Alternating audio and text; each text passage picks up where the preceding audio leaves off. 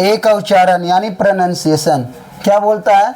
Second rule, जब किसी word में ए आए और ए के बाद एक कॉन्सोनेंट को छोड़कर ई आए तो ए को ए पढ़ते हैं।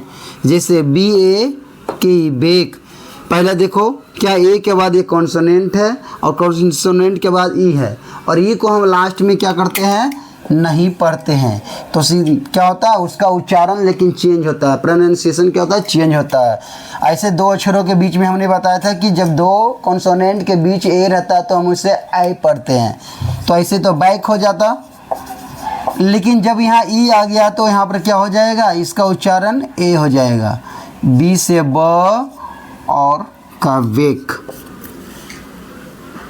तो bake, base, cake, fake, hate,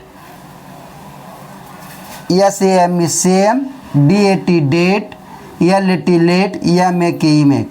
यहाँ देखो एम से म हो गया और हम बताए थे पिछले फर्स्ट रूल में कि जब दो कॉन्सोनेंट के बीच में ए आता है उसे हम आई पढ़ते हैं। तो ये है ना, दो कॉन्सोनेंट के बीच में आया तो हम इसे आई पढ़ेंगे और लास्ट में ई दिखे तो हमें उसे क्या पढ़ना है, ए पढ़ना है।